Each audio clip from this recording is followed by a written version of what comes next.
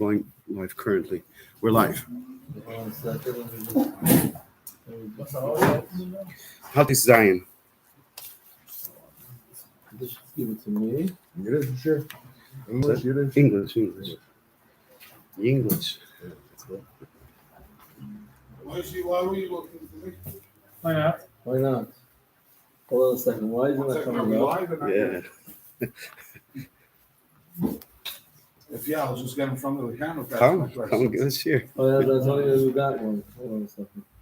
So, how do you send from the Right in the beginning of Zion, yeah. What, you didn't get it? you send it out? No, but here, YouTube. Just go straight to YouTube, Okay. and then you go to subscriptions. And it's there, it's live. One person's watching already. Okay, so send it to me. You want me to send it to that number? That's your number? Yeah, it's somebody that wants to watch. Okay. Share. Only share. Oh, so we're live already. Yeah, Yeah, I it's told you live we're already. live. Yeah. It's not my percent. The only thing is I can send it to you. I don't have them as a. All right, Mike, you sent it already? What's that? Did you send it out? I posted it to you. Okay, hold on. I'm trying to Got it? Okay, I'm gonna send it to you. Oh, it's very late. How's Pesach? I'll send it, Here? and then you- Where? I was in a special place from Guatemala. Oh, really? Yeah. That doesn't sound like a vacation place. No? Was it? Okay, you could send Maybe it I'm not out. familiar. Well, there's a place called San Pedro. It's a very nice place. It's a very good shul there. This guy, very, very special guy. There's a bunch of guys from like Brooklyn there, like from like On the last the Pesach program? Yeah, there's like there's Israeli backpackers, and then there's like all these guys from these guys like it. These guys are kind of a little bit off, but then they really like this place in Pedro. tomorrow. So you It can was, come it was a to party. 9:30. It's good to be there shluchim. You know? Yeah. It's It's a little bit of a Tomorrow different morning, experience. there's Yeah. nothing available. Do we have anything available tomorrow morning?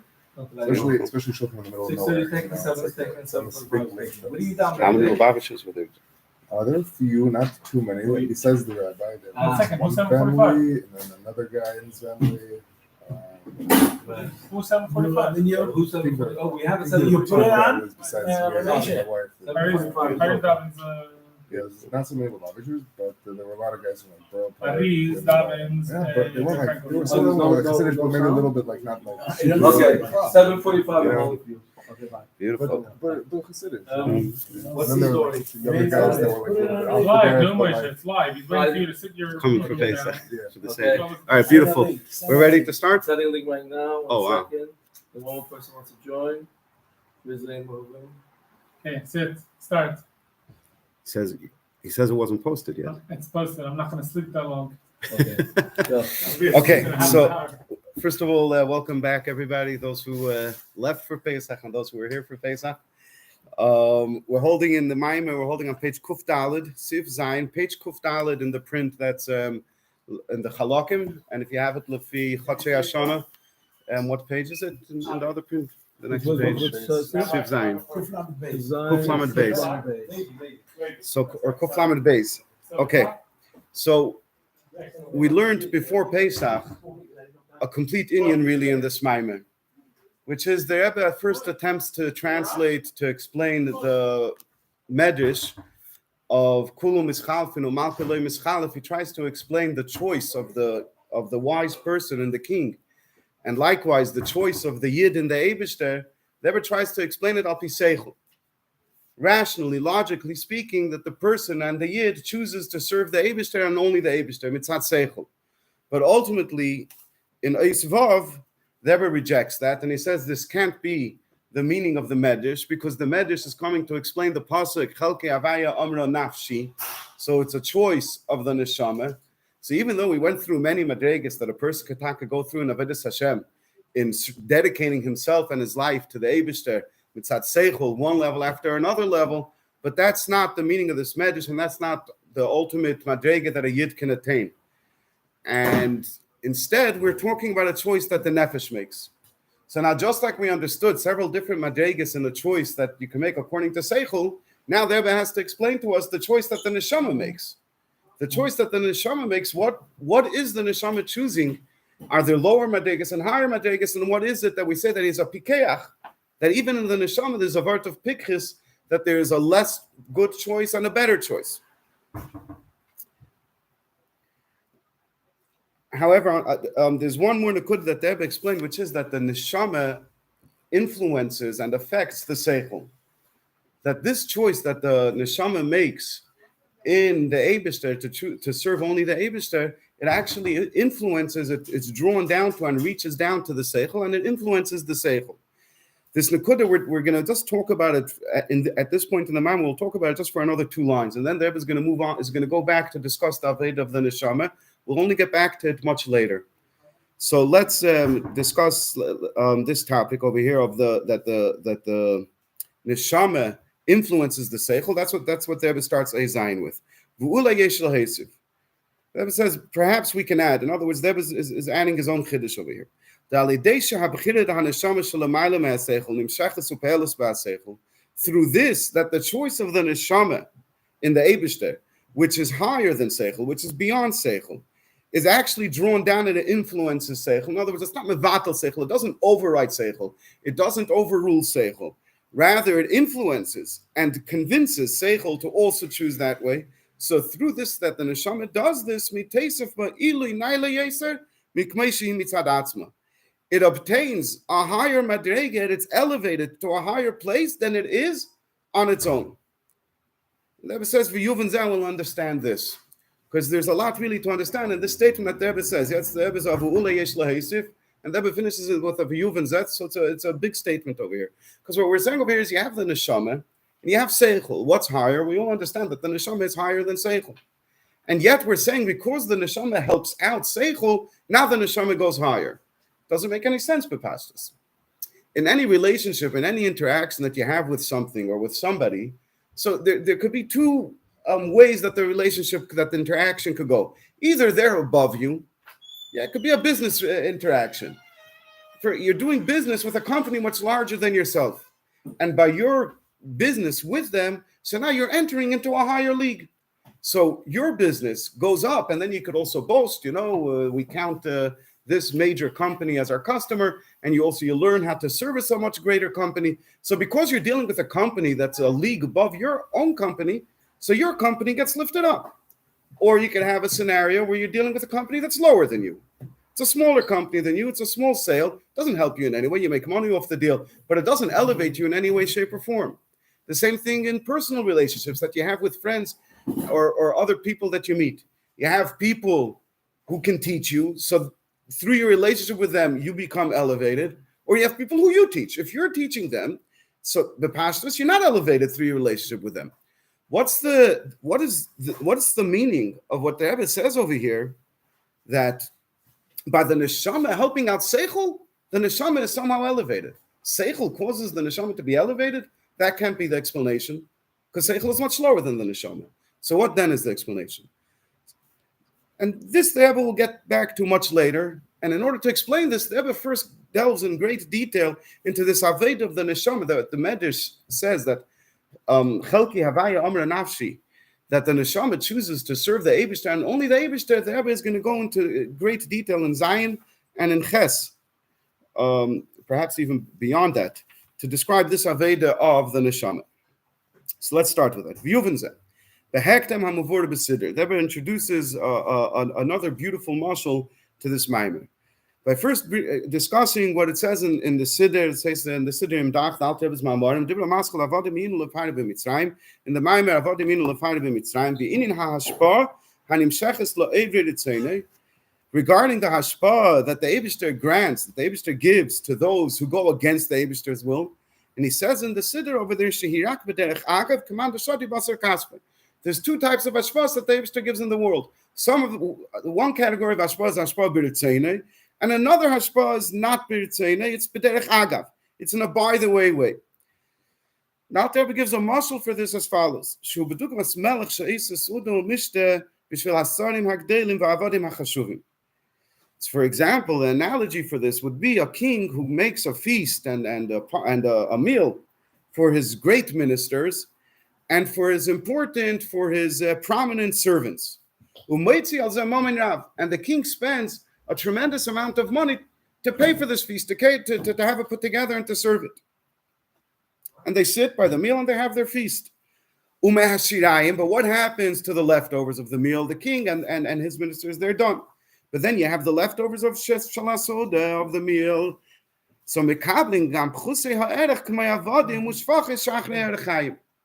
the leftovers can be eaten even by the lowly servants, like those whose job is to work, to stand behind the millstone and to turn it and to grind the flour, etc.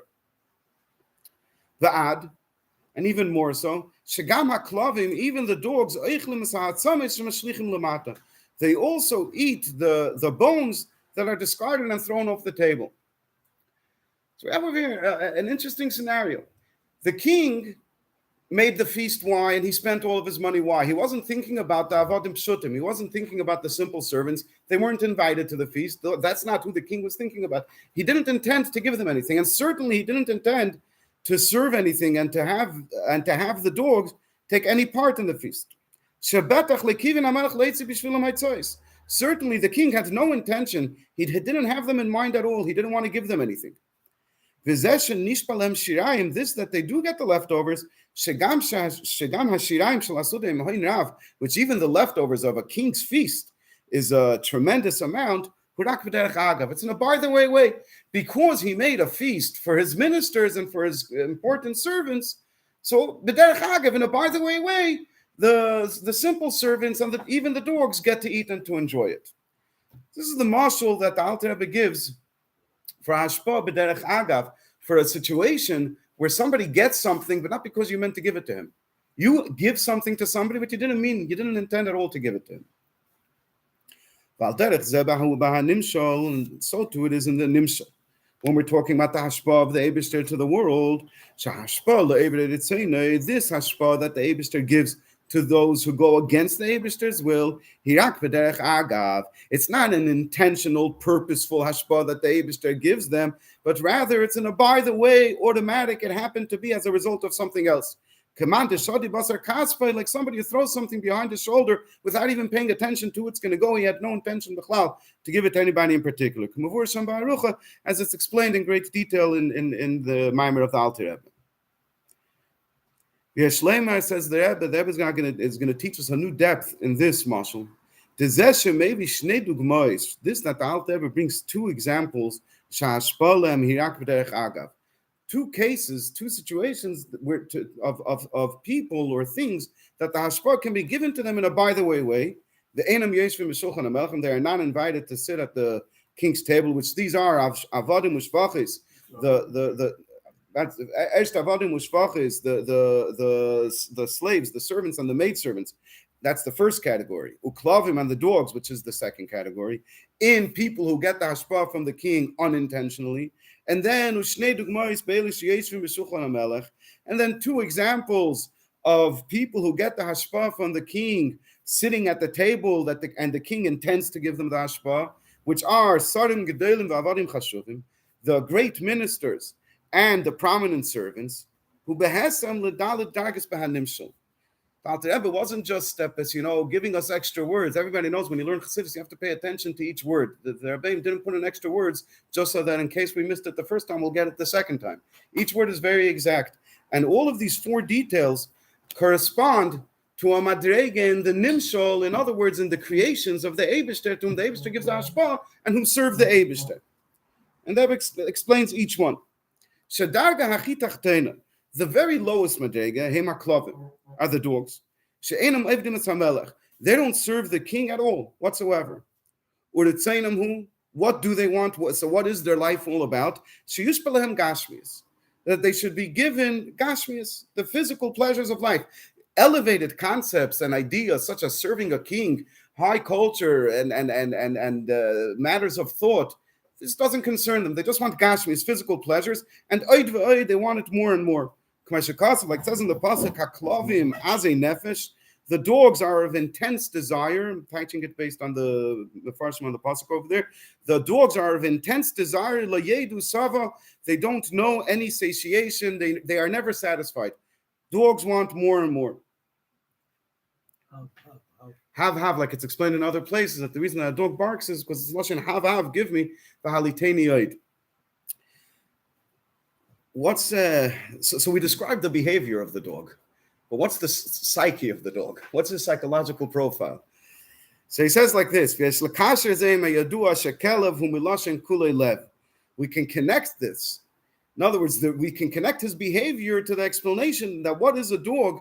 Kelev. The word kelev is made up of two words. It's a word that's made up of two words: kol and lev. Kulei lev. A dog. What is the definition of a dog? Is that he is entirely heart.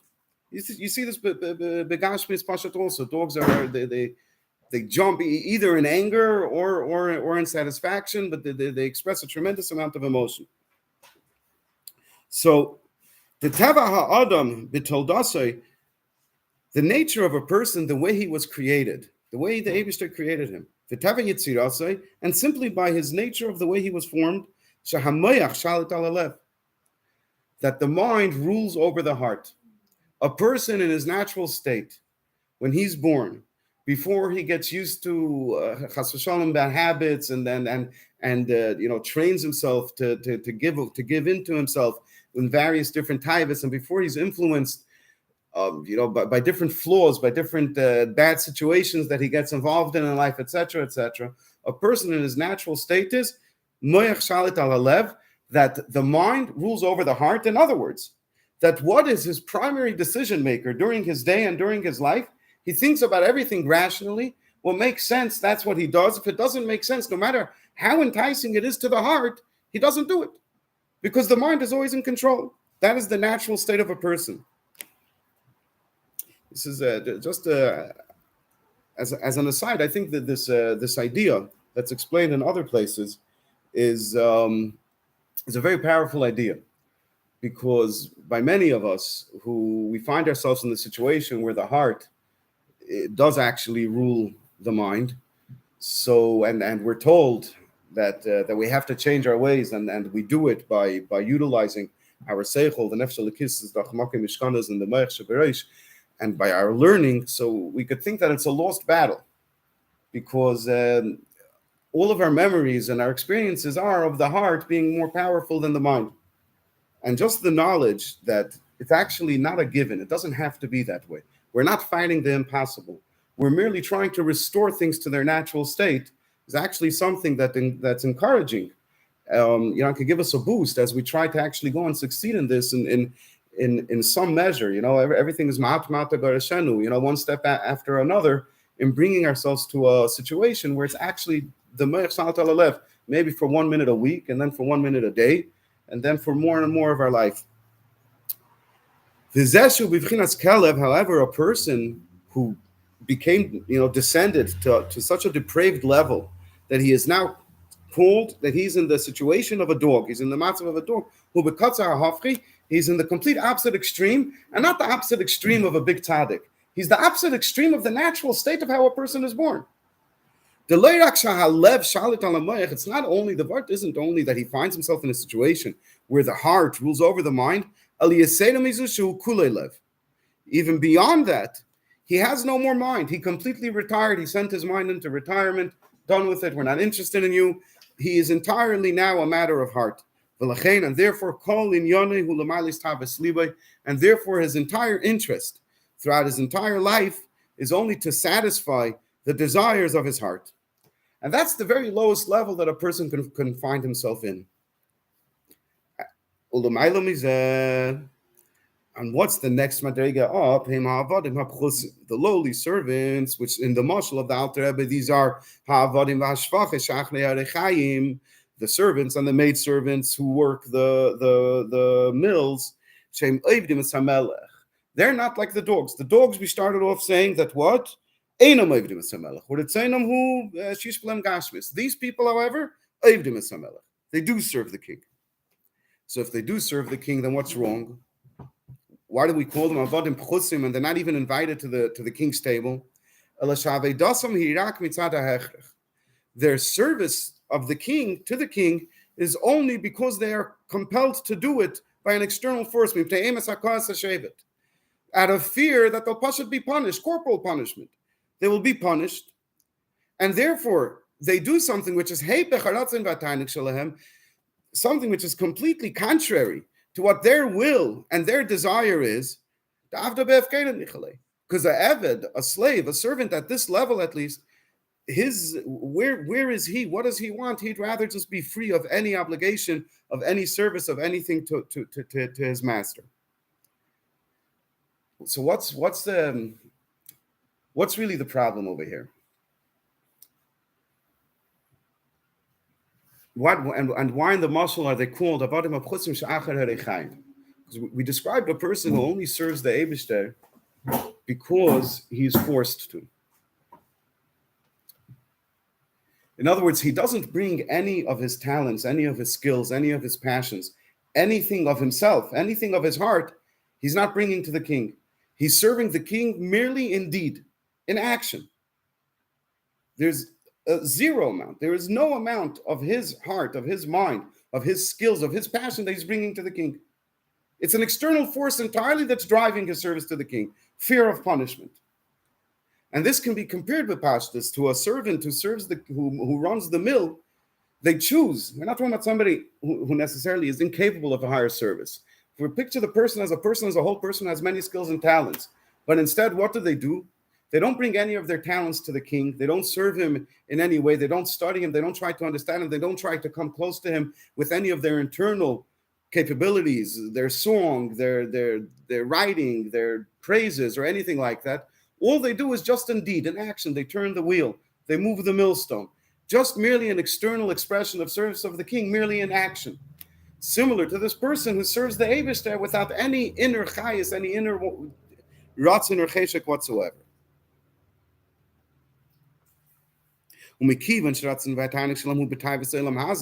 Since their will and their pleasure is not in the service of the king, but is rather in the pleasures of this world, this that they don't transgress the will of the Eibishter is because of the fear of punishment. So therefore they have no place at the table of a king. In other words, the dogs and the ministers are similar in the sense that they both don't want to serve the king. One of them not only doesn't want to serve the king, he actually doesn't serve the king. The other one, even he doesn't want to serve the king, but he ends up serving the king. But since they don't want to serve the king, therefore they have no place next to the king. And that's the next madrega that a person can find himself in this world in his service to the Eibishter. Then you have the next level of you have the important and prominent servants. Their service to the king is with a will and with a geschmack. And Deb is going to explain that. In what way do we mean that? Even though we call them an eved, we call them a servant. Why? Because the aveda of a servant is kabbalah sol. That he doesn't do it because he understands it, and even necessarily because he wanted it, even though in this case he does. We'll get into that in a moment. He does it because he accepts upon himself to do as he is commanded by the king. As it's known, the difference between a child, a son, and a servant. A child does the will of his father because he loves his father. This that a slave fulfills the will of his master, it's because he accepted upon himself that he must listen to his master.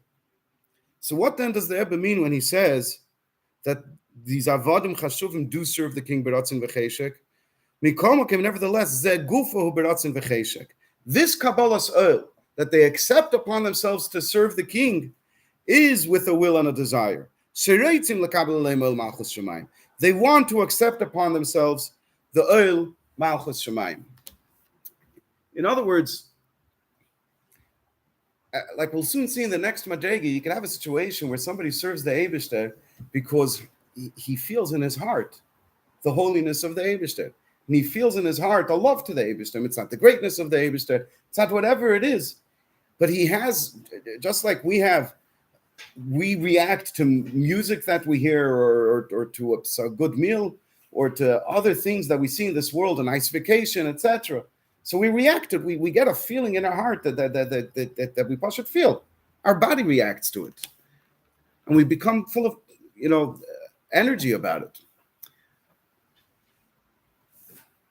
But that's not the madrega of an Eved. An Eved doesn't feel any of that when it comes to the Eibishter. He could sit and he could learn and he could daven, but to say, and he does it in a very dedicated way, but to say that he actually feels a ratzon and a cheshek, a love for the king, and a inner felt desire to serve the king, mitzad a love and mitzad an appreciation of the king, that you can't say. What does he have? He has a Kabbalah soul. He has a bittul, in other words. He has enough to understand, even though I don't truly get the king. Is that higher than love? In many ways, yes, and it's discussed at length in other. It's discussed. You have a very good point, and it's discussed at length in other ma'amarim. That truly bittul ultimately reaches even higher than the madrega of the tzaddik. What's that? Eved Ne'eman. That's right. That's right. And even more than that, the Rebbe explains in the Maimon that even on the lower levels of bittul, because that madrega of bittul is where a person is so completely bottled to the Eibishter, it's a madrega in bittul, it's not stam. But the Rebbe says that even the lower madregas in bittul are connected and have in them this smila that you're mentioning. But that's when we start getting specifically into details. In general, when you're categorizing things generally, so you'll put an Aveda mitzad Kabbalah's oil lower than an Aveda mitzad the love in the heart. And why? Because the person isn't into it. He couldn't bring himself to it. He's doing it because he is ignoring himself, so to speak. He set himself aside. And therefore, we consider somebody who was able to bring his heart into the service of the Eibishter higher. This should not be taken as a statement of what the Aveda of Bittul is. The Rebbe pushes the Aveda of Bittul and describes how through Bittul, the only way to bring Mashiach is actually through Bittul. But we're not talking about that Bittul here in this moment. Okay? So they have a ratzon to have Kabbalah soul. So they have a ratzon to have Kabbalah soul. Because they're able to admit and understand that the king is greater than them. So even though they say that I'm not sensitive to this, it's like an instrument. I'm not an instrument that could play this tune, right? And you have it's the world-class musicians. So you give them a regular instrument that you buy, stam in the store. Say they can't make it sing their music. They need an instrument crafted of the finest wood and by the greatest craftsmen that could really bring out every sound and every subtle tnua in the music that they're playing. So a person, when he's on a lower madrega, so even though he knows completely and absolutely that the Eibishter is the king, is the creator of the world, is ever present, and I'm his son and I want to serve him, nevertheless, I can't hear that tune. I can't feel it. So therefore, I accept it with a bittul and with a Kabbalah soul, that because I know with absolute certainty, with the munah, not only with the understanding, I know with absolute certainty with my amunah that the Eibishter is true and that I ought to serve him. So therefore, I serve him with a Kabbalah soul. Even though I can't feel the love for the Eibishter in me, I serve him that way. The only difference between the one before that and this one's that one of them wants to serve Hashem and one of them doesn't want to serve. That's right. Isn't that a big difference, though? Yeah. The only difference is, and you know what? It's actually also a good point to ponder. That we think that to get to do things properly, we have to reach big madregas. But according to what you pointed out, to do things properly, all we have to do is just want to do. We just have to want to do the Torah mitzvahs that we're already doing. We just have to want to do it. It shouldn't be a mitzvah sanashim milumada. It shouldn't be because of peer pressure. Because what's my family going to think about me? What are my neighbors going to think about me? What are the people in shul going to do? It should just be with their ratzon. You're going to shul anyways. Spend a minute and think about it. It should be with a ratzon. It's a good point. So that's the third madrega, and these are people already who sit at the king's table because they want to serve him.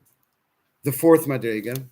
Then we come to therefore they sit at the king's table. Higher than this, are the ministers who already have an understanding and a knowledge in the actual leadership and running of the country. Therefore, several things in the leadership of the country is actually run by them, because they don't only serve the king with the Kabbalah soil, they actually have an understanding of what it means to be a king, and they know what it is that the king wants. They can understand and therefore the king can delegate to them even decision making because they already have an understanding in the king. They also have a hasaga they can grasp, like we'll soon see in a very real way. They can grasp the mila of the king. It's not just an intellectual, an in the book and on the shelf, computed, calculated understanding. It's an understanding that becomes one with them. They feel it in their gut, this understanding of the king, and therefore they feel a love for the king. You can almost compare it, for example, to somebody who's describing to you some beautiful scenery. So a beautiful scene, and he says, yeah, in this place, if you go to this place, you have a beautiful mountain range, and then you have a cliff, and you have water flowing through, and you have a waterfall. You hear the water, the sound of the rushing water. There's beautiful trees and flowers, and there's the animals running through, and it's just and the sun and the blue sky. It's a beautiful scene, and the smell of the flowers. It's just a place that you could come to, you could relax, and you could really, reconnect, rejuvenate. So as much as the person's going to describe it to you, and even if they'll show you a picture, and as much as you'll agree that this is nice, to say that you actually feel the place until you've actually been there, everybody knows the difference. Everybody knows that you can't compare it. When you're actually there, even a memory later, even once you've been there, a memory later of seeing it doesn't do it. Because when you're there's a difference in knowing. When you're there, you become one with the thing. When it's a description of words or on paper, no matter how good your imagination is, you're not going to get there. However, there are those people, there are the Sarim Gedolim, who to them, they're like in that vacation spot. They're in that beautiful place of nature. They're with the king. They see the king, they live the king, they feel the king. It's mamash the madeg of tzaddikim. They feel the king, they feel the Eibishter. And therefore they serve the Eibishter with the Ava and the year, and with the Ava. Their service to the king isn't merely mitzat Kabbalah Sa'il, but it's rather also because they feel a love to the king, which is a result of their comprehension, of their grasping of the king. And in ministers specifically, there are several madregas, which overall the ministers can be divided into two categories, sanim stam and sanim gedolim. And that doesn't explain the difference over here between sanim stam and sanim gedolim. Regular ministers and great ministers. Maybe there's like big Talmidei Chachamim, and then there's other guys who they also love Hashem, but they're just not that. I don't know. I don't know. Okay, come here. Shleimar says the Rebbe, the Gimel Sugim Eilish Nimtzaim B'Shulchan HaMelech. These three categories of people who find themselves at the table of the king, which are the Avodim Chashuvim, who serve the king with Kabbalah Sa'il, but with Erotzen and Necheshek, and the Sarim, the regular ministers, the Sarim Gedolim, and the great ministers, Heim Behesim Legimel Hasugim Shebemedish, they correspond to the three types of ministers that our Medish mentioned of Duchsin, Viparchin, Vistratiluti, Shenimtzaim Yachadim HaMelech, who find themselves together with the king. Koloshin HaMedish, like the lesson of the Medish, for Hoyu Imai. These are ministers who are with the king. Similar to the important servants and the great ministers who are at the king's table. So if you pay attention over here, the Rebbe now is suddenly teaching things differently than we taught it before, and differently also than the Pashta teach in the Medish.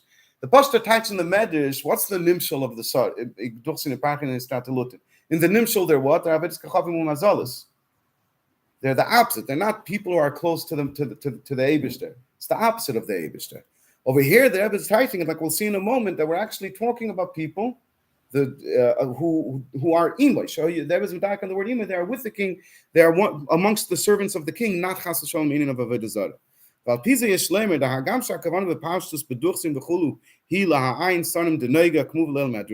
Even though in the simple understanding of the Medish, the duchsin, etc., are actually the ayin sarim, which they come from klippas nega, so they're klippa. From this, that the Medrash says that these duchsin were imay, were near to him, were with the king. The Medrash over here that is excluding this idea of serving the ministers and only attaching yourself to the king, he's also excluding not only the ayin sarim shem yesh v'davar b'fnei atzmai. Not only do we have to exclude the ministers who are klippe, and therefore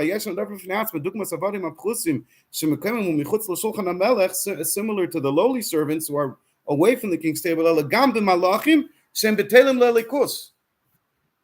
The Medrash excludes even malachim who are completely bottled to the Eibishter. This also, the neshama, the yidd, is not interested in.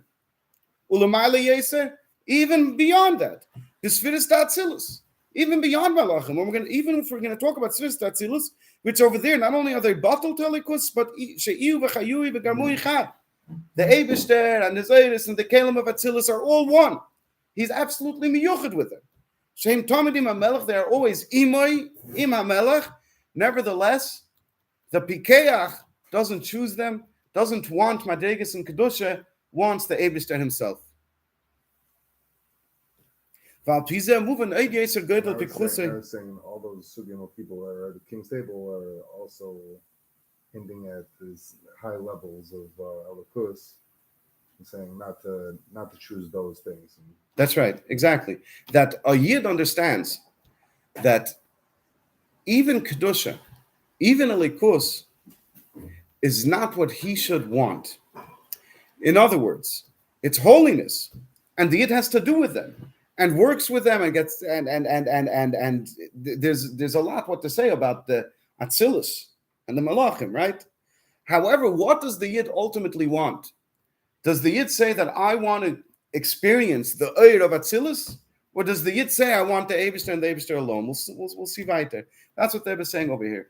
That a Yid's neshama is so connected to the Eibishter that it does not want anything, not even Madregas of Kedusha. It wants the Eibishter alone and nothing else. And we'll see now. The great wisdom of the person who said that I choose only the king. In addition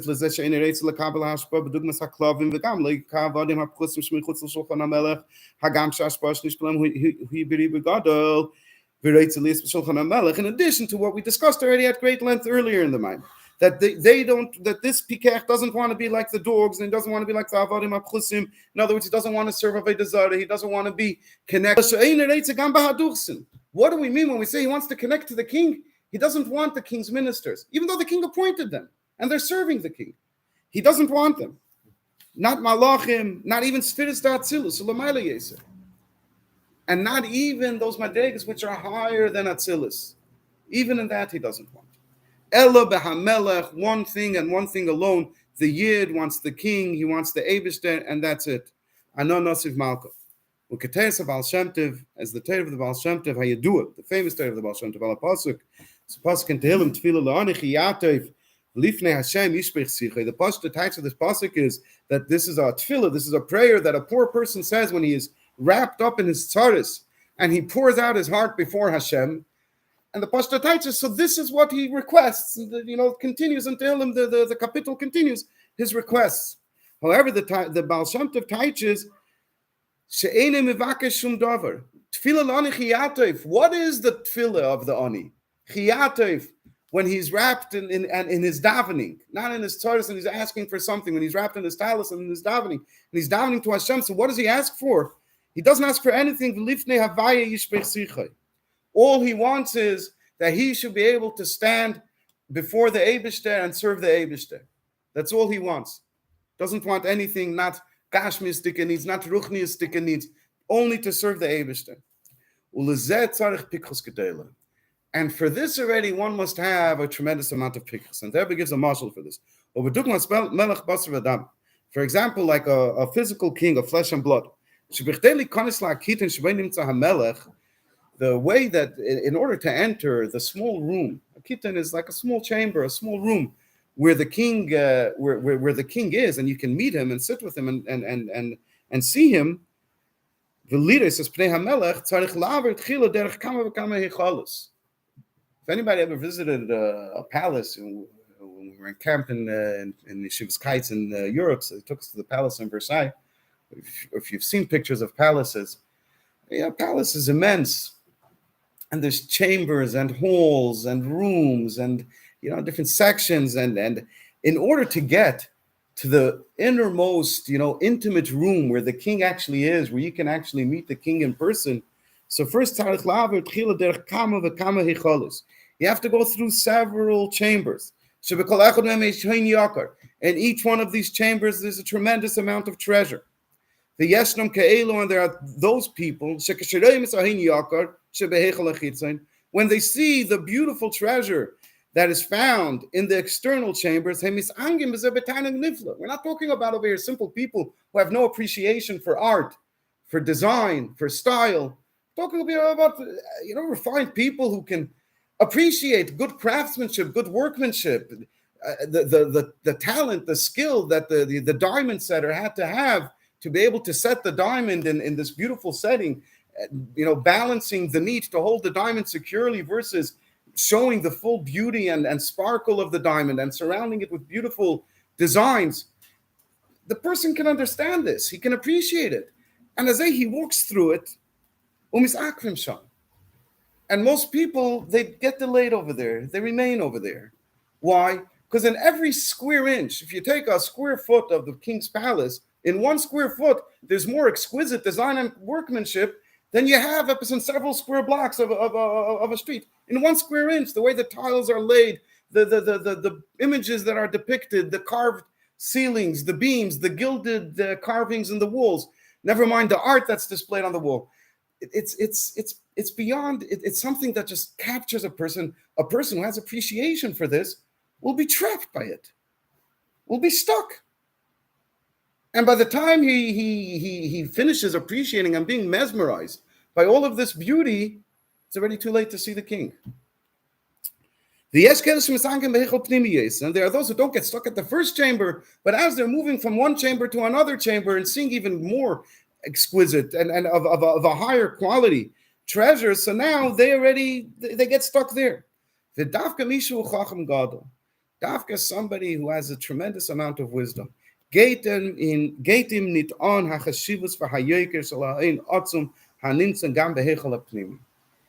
is not interested.